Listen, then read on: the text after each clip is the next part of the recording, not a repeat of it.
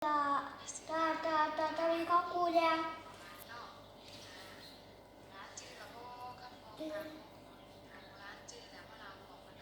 anh mi mở bò nè nhiều bò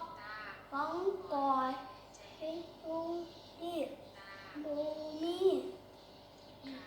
gặp ra đen bộ đen bộ cưa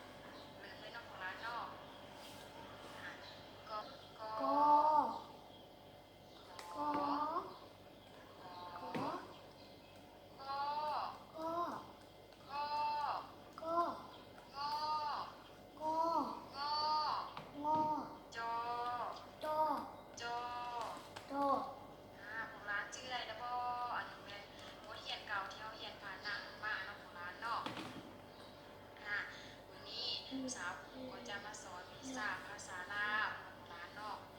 ว่าขอเป็นอ่านสาระข่าวของร้านนอกของร้านสาวครูทำไมร้านเบิ่งและอ่านทำไมของร้านนอกทำไมร้านตอบตามใจทำไมอันนี้แมนสาระอาสาระอาสาระอาสาระอาสาระอาสาระอาสาระอาเราโบราณเราที่สาวครูยกไปบนหนึ่งเป็นสาระอาต่อไปเป็นสาระอาสาระอาสาระอาอาสาระอีสาระอีสาระอีสาระอีสาระอีสาระอีสาระอีสาระอีสาระอีสาระอืสาระอืสาระอืสาระอืสาระอืสาระอืสาระอืสาระอื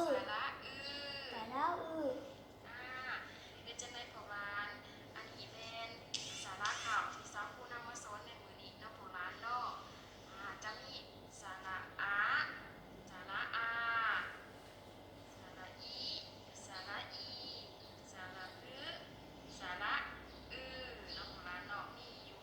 6สาระข่าวเนาะที่นำมาสอนเด้อเพราะว่าจะออกเสียงให้ถูกต้องตามที่สาวครูสอนไปเนาะพ่อบ้านเนาะสักครู่จะอ่านให้ฟังอีกเทื่อหนึงเนาะพ่อบ้านเนาะสาระอาสาระอาสาระอาสาระอาสาระอาสาระอาสาระอาสาระอาสาระอีสาระอีสาระอีสาระอีสาระอีสาระอีสาระอีสาระสาระอืสาระอืสาระอืสาระอืสาระอืสาระอืสาระอืสาระอืนี่เป็นการอ่านสาระข่าวเนาะโบราณเนาะโบราณเป็นจังไดพอจะจำได้บ่ถามว่าโบราณจำได้แน่สาระที่1แม่นสาระสาระยังโบราณสาระอาสาระอาสาระอาสาระอาสาระอาสาระอา